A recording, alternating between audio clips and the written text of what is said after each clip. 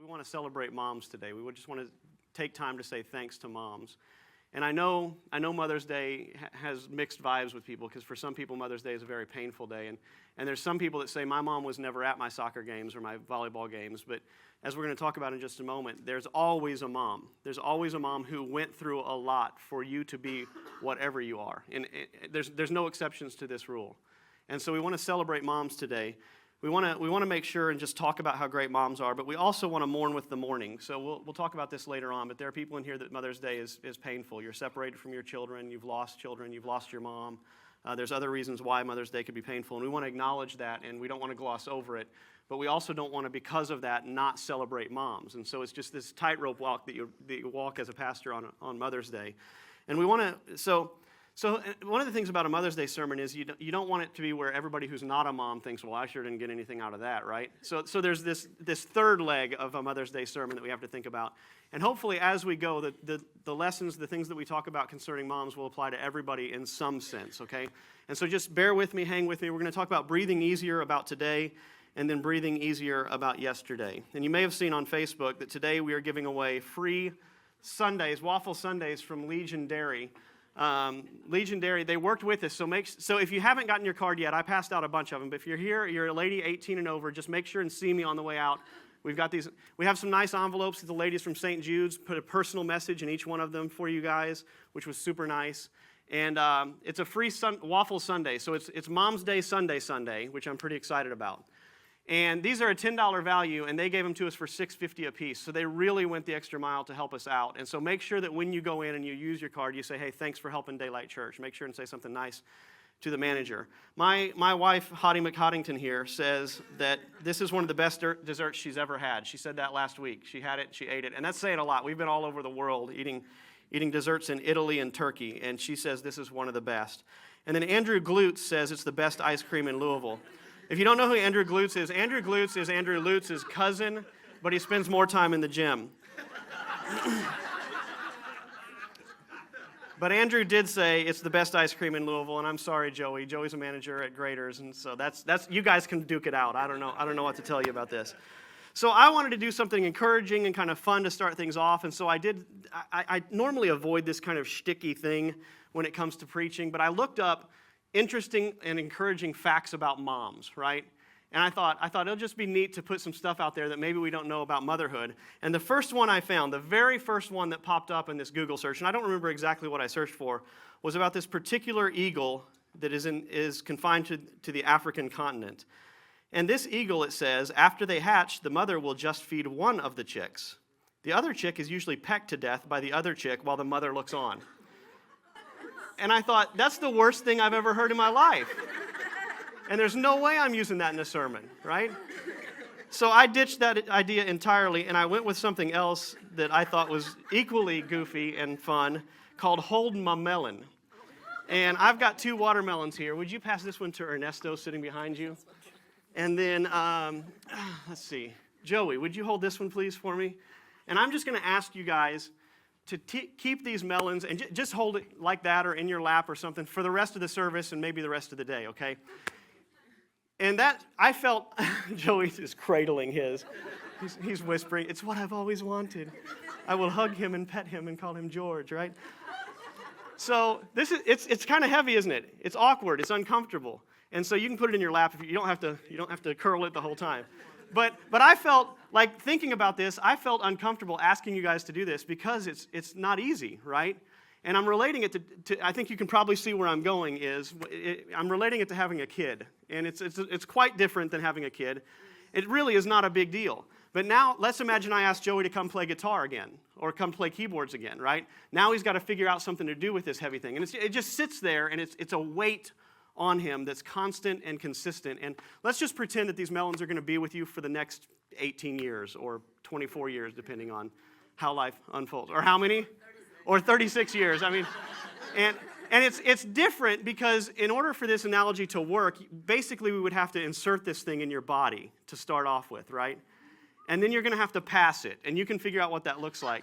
But during that time, you're gonna experience back cramps. You're gonna experience weird cravings. You're gonna be nauseated for a good portion of the time. Your moods have a chance of being just up and down. And ultimately, if you can't pass this thing on your own, a doctor is going to cut you, right? That's how this thing works, okay?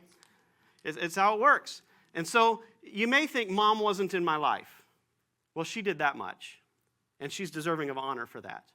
Now, in order for this to work, and I'm just going to love watching you guys here. This is so great. In order for this thing to work, you need to understand that these watermelons will scream and scream and scream at the most inopportune and strange times, right? They're going to keep you up at night. Don't think about going to a restaurant or a theater with your new watermelon, right? What's that? It's worse than a cell phone. I mean, and it's there. And you can't go to a restaurant or a theater because then people look at you and say, "What are you doing with a melon here?" Right? There's this thing that people. Now you can go to the grocery store with your melon. I don't know why it works that way. At the grocery store, people will come up and say, "That's the cutest melon I ever saw. Can I touch it?" And you're gonna say, "No, you can't touch it," right? They're gonna say, "Boy, you've got your hands full." At the supermarket, you're welcome to have your watermelon, but only there. And then here's really bad news is about 6 to 8 times a day, the insides of these watermelons are going to come on the outside. It's just going to happen. And you're going to have to figure out what to do with it. And you really have two choices. One, you can buy what they call cloth diapers, which are very expensive up front.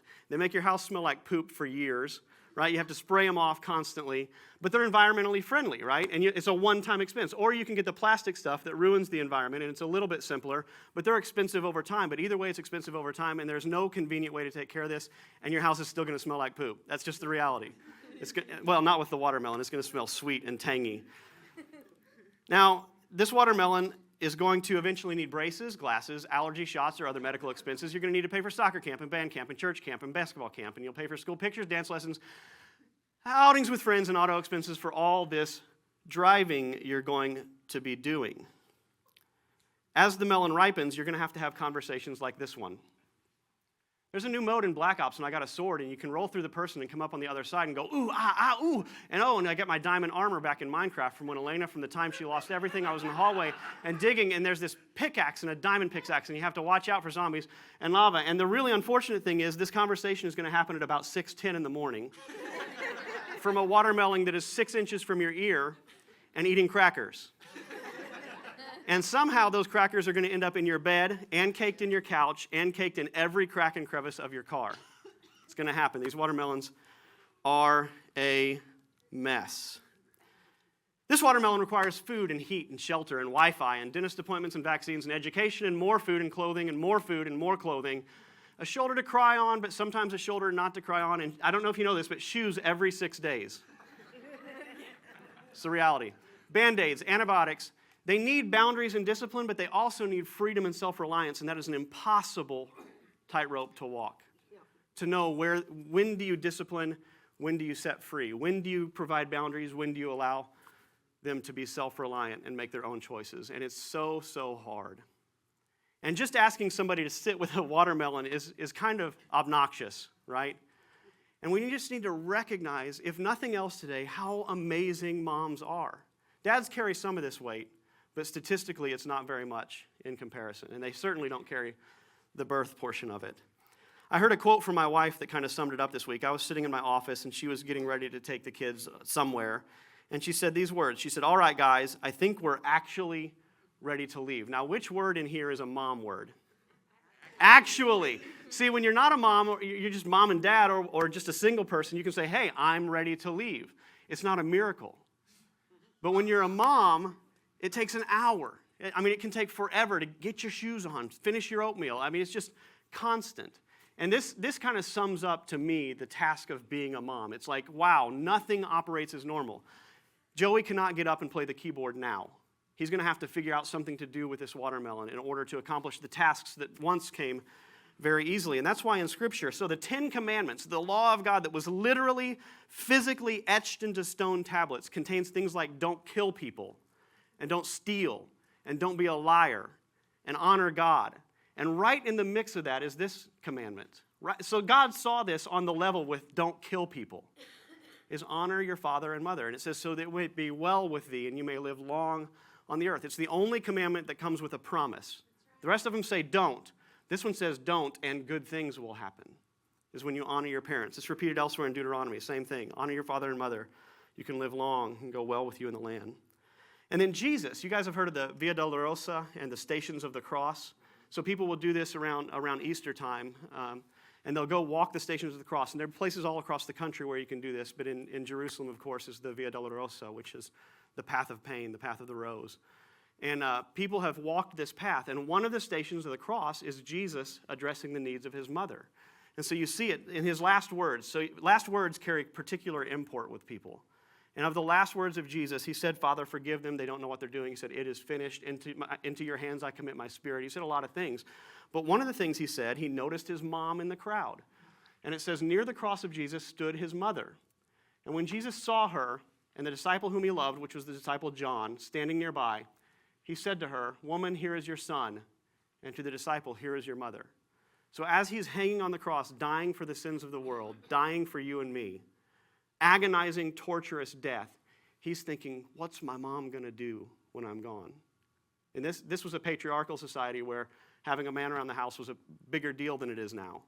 He's thinking, what's mom going to do? How do I take care of mom? And from the cross, he calls out to his friend John and says, John, will you take care of my mom?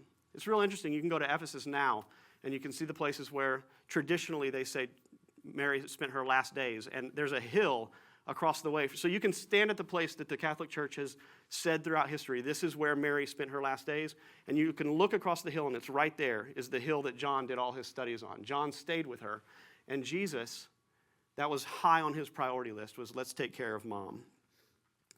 I talked to my friend Molly Bond this week, because Molly has 6 children, and there's bonus children in this picture, I understand, right? When you have 6 kids, you're going to have 12 kids around the house all the time. That's going to be the reality of it. But Molly's been through a lot. Molly lost a child years ago, and she's just a good mom. She loves her kids. I've been able to have some long conversations with her about her kids. I've seen her cry over her kids. She loves her kids, and this is what she said. She said most moms would move mountains to do whatever it takes to hear and be present for their kids. Moms are self-sacrificing to the point of neglect, but it doesn't matter. There's an innate desire to serve and love your children and help them get where they want to be. And so we want to start off just by saying, let's recognize, let's appreciate moms for a little bit. You know, and that might mean different things for different people. And for some of you, it's hard, and we'll get to that, I promise. Mom might not be around anymore, or mom might not even want to be around. There's tough situations where this isn't realistic, but you can honor other mothers as well.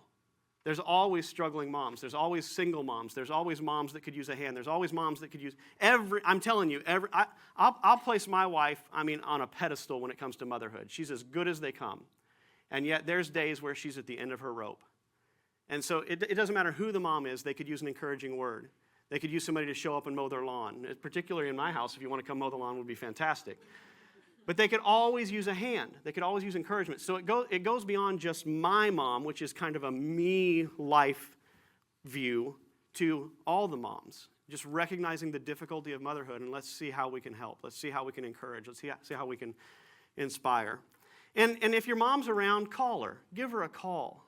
Just take time. That's one of my biggest regrets in life. My mom died the year we planted Daylight Church.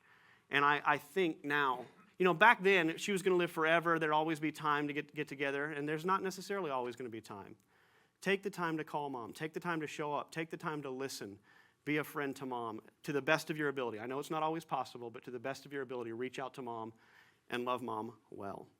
But while I was preparing for this sermon, there were really 2 categories of moms in my head, and one of these is inspired by my wife, because like I said, some days she just kicks butt in the mom department. She is a good mom that works really hard and loves our kids. Our kids, in my opinion, are growing up well-adjusted and kind and compassionate, and they love God, and she's doing a great job as a mom.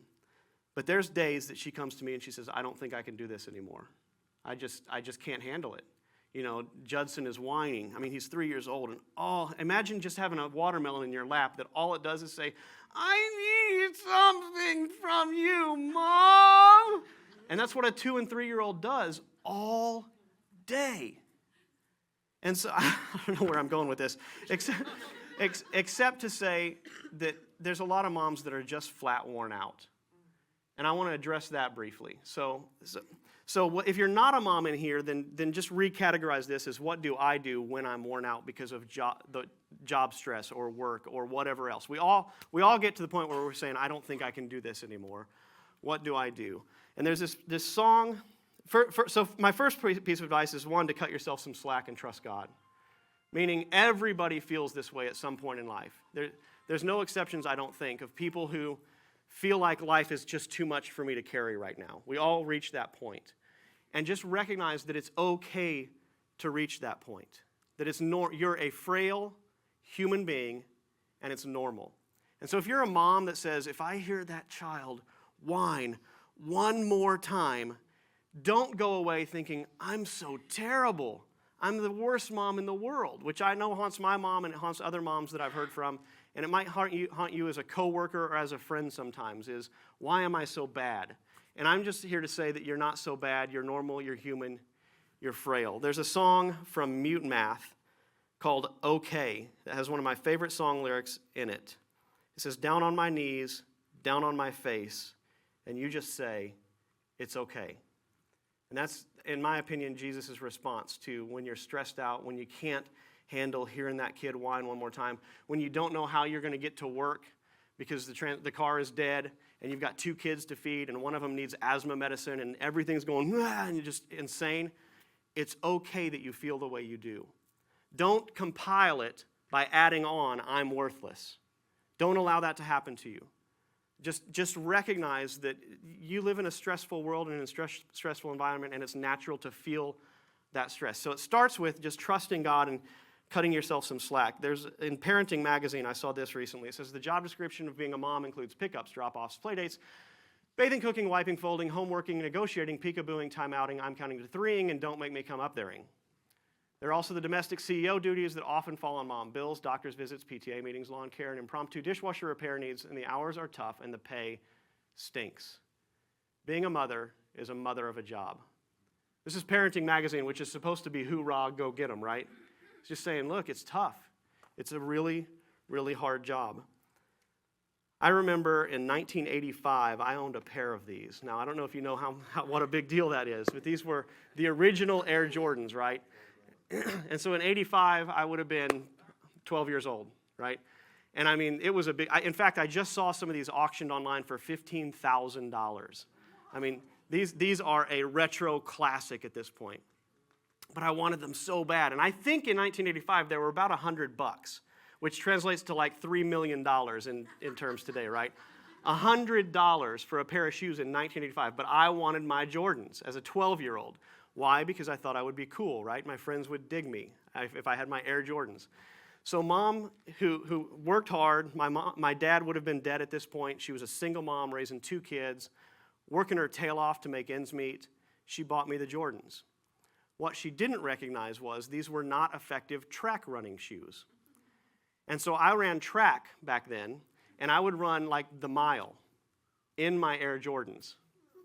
And I don't know if you can picture this, but my legs were this wide, like this is how skinny my legs were, and my shoes were this big and about this tall. So I'm this skinny kid clobbing along in these Air Jordans, and so I'm way behind everybody else constantly. And I remember specifically hearing my peers laughing at me. I remember it, dagger in my heart, right? I remember, nice shoes, H, right? I remember them jeering at me. Because I was out, I didn't know. I was out there thinking I'm the coolest kid in the world because I got my Jordans. I didn't realize I'm the biggest doofus in the world because I'm running track in Jordans, right? Now, in fact, I haven't even thought about that story until I saw that $15,000 auction recently. Like, it didn't scar me. It didn't ruin me. So mom blew a call here, right? She should not have put me running long distance track in Air Jordans. But instead, she catered to what I desired and what I hungered for. Like Molly mentioned, she would move mountains to make sure I got where I wanted to go. And I'm saying that to say, the only way you can really blow this thing is to not love your kids. So when I think of that story, I don't think, Mom, what were you doing? What's wrong with you? Instead, what do I think? Mom bought me Jordans. Mom bent over backwards. She wasn't perfect. She didn't make all the right calls, but she did pretty dang well by me. She loved me really well. She bent over backwards. She moved mountains to serve me and to help me. And I'd like to say that I grew up pretty well adjusted and there's nothing wrong with me. And besides that, I'd like to say that I grew up well adjusted and there's nothing wrong with me. But the point is this: love them well, even when you're freaking out, even when you can't stand hearing that whining or you can't stand the 10 pounds of weight that you're having to carry with you constantly. I notice moms have these huge bulging biceps on one part of their body, like one side of their body, because they have to carry these weights. And in all those situations, love is the solution. And so if you love your kids, you're going to do just fine. Don't listen to the fraud police. The fraud police will tell you you stink at this, you're terrible at this, you're a bad mom. You yelled at your kids today. I heard a comedian once say, if you haven't yelled at your kids recently, you haven't been around your kids enough lately. It's just a hard job. Parenting Magazine confirms it. It's hard. It's super hard, right? So don't let the fraud police come and tell you because you yelled at your kids once, or because you lost your temper, or because you went and took a bath while your kid was screaming and crying and you should have been feeding them, but you were just so worn out that you had to get away. It's all okay. You're not a fraud because of that. You're normal.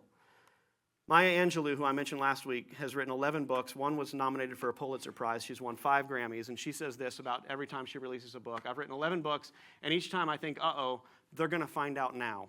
And what she's talking about is they're going to find out I'm a fraud. She said that publicly. She says, I don't feel like I am who everybody thinks that I am. I'm a fraud. I'm not the real deal, and someday I'm going to be exposed. And I've heard this from lots of people. There's a particular disorder attached to this thought that we're not going to talk about today, but most everybody feels like, I don't deserve this job. I don't deserve these friends. I don't deserve this, that, or the other. And that's the fraud police speaking to you and telling you lies. Peter Scazzero, in this book we're studying called Emotionally Healthy Spirituality, says God has placed enormous limits around even the most gifted of us. Why? To keep us grounded, to keep us humble. In fact, the very meaning of the word humility has its root in the Latin humus, meaning of the earth. You are born of dust, you will return to dust. You are fragile, and it's okay. It's normal. You're not a fraud. You're doing the best you can. Keep doing the best you can. Keep loving, and everything will turn out just fine. And besides that, you're getting paid. This is what I mean by that. I have certain parts of my job that I despise. Like when I have to go do these parts of the job, I think, I hate this. And probably you feel the same way. There's probably parts of parenting that you love. There's parts that you hate. There's parts of your job you love. There's parts you hate. There's parts of living in family that you love, parts that you hate. There's these segments, this compartmentalization of our lives where there's parts of our lives that we can't stand and parts that we love. So here's what I try to do with my job, and I'm gonna just confide in you guys. It's a secret. I know lots of people watch it online, but I hate those A-frame signs you see out in the parking lot. Those things weigh a butt ton. And I don't know what a butt ton is. It's like a ton plus, right? I mean, they've got to be 80 pounds. And every Sunday at 7:15 in the morning, I have to go pick those. I have to squat really low, pick them up, put them in my truck, and then come over here and pull them out and squat really low to put them down. And then I have to do that again on the way outside of church. I hate those things. But you know what I've started to do? I've started to pretend those are the only parts of my job that I get paid for. So my paycheck, when it comes in, it's a modest paycheck. It's not crazy, but it's not insignificant either. I try to pretend that the parts of my job that I love, that I do those things for free. And I would do them for free. I love getting to preach. I love getting to counsel people. I love all kinds of parts of my job. I just hate those signs. So I pretend every time I pick up one of those signs that I get paid $150 a pop to pick up one of those signs. And now I look forward to picking up those signs. I think, yes, I'm getting paid, and I'm getting huge, right? I'm changing how I think about it. And here's what I want to encourage you to do when it comes to parenting or your job or whatever else. The parts that you hate, realize those are the only parts that really require a sacrifice. They're really only, that's the only actual expression of love that you're exhibiting. If it comes easy, it's not always love. It might be selfish, you never know, right? But when it comes to parenting, putting up with whining, changing the diapers, getting on a schedule, paying for braces, all of these things pay off. Like you saw in the first scene, those were Olympiads from birth until they won in the Olympics. It was a mom behind them the whole time. You're getting paid in that the best you can possibly do in this entire life is to invest in other human beings. It's the greatest investment opportunity you have in this life, is to invest in other people. And as a mother, as a father, You have an opportunity that no one else has. And you get to reap the dividends of this incredible investment of shaping and molding and creating a human being that becomes something incredible. I've decided I want to live to be 50. I want to live to be 90 so I can watch my little girl turn 50 because I want to see where she goes. Her heart is so soft and so compassionate and caring. And Jesus seems to just work in her and through her. And I want to see what that looks like when she's 50. And I'm getting paid now. I'm getting paid because one day she's going to be incredible and I get to sacrifice to help facilitate that. And you do too as a mom. So next time the kid's throwing peas across the room or you're finding crackers in every crevice, recognize you're getting paid. Like this is an investment. This is something you're investing in that will change history, will change the world, and it's going to be the greatest investment of your entire life. Talking to Molly about where you go when you're a wiped out mom, I'm going to fly through some of her points and end with a point that basically says, talk to Molly.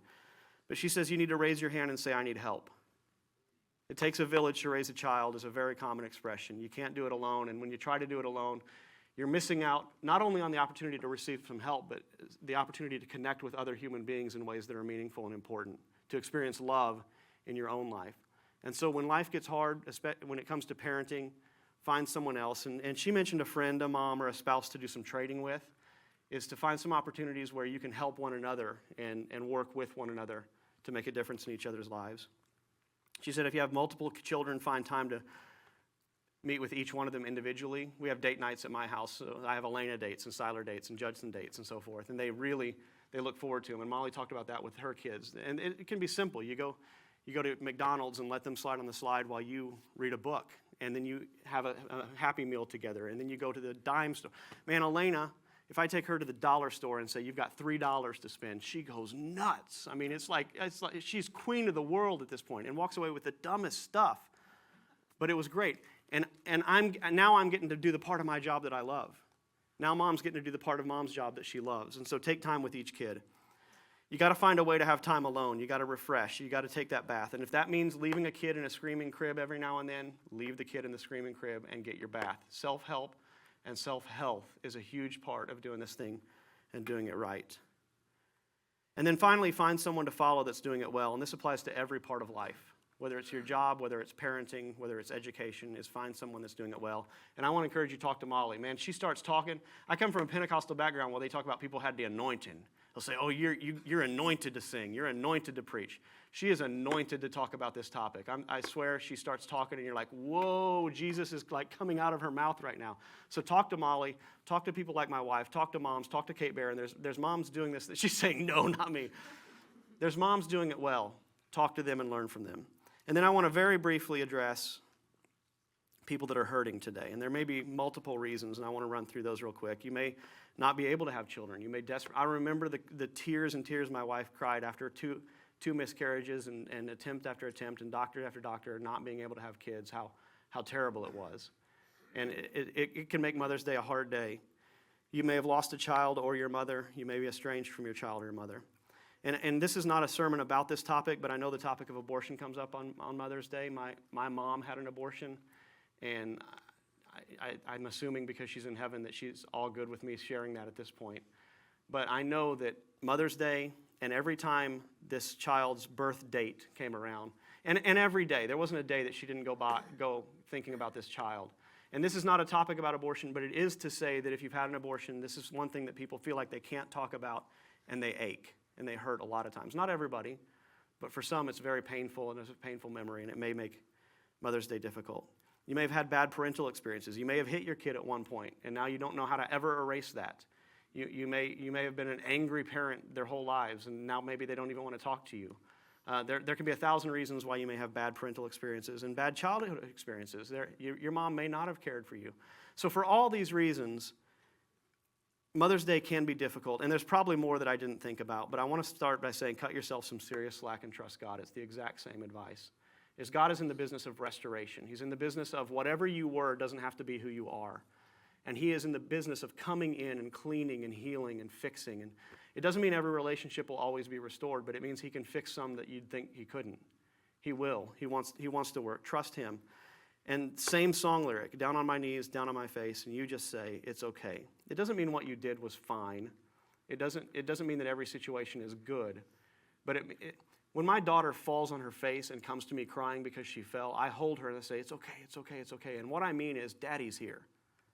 And that's God's heart towards you, is whatever you did, however you blew this thing, or whatever losses you've experienced, or for whatever reason on this list, if Mother's Day is hard, He wants to hold you and say, it's okay, we're here together. Let's see where we go to from here.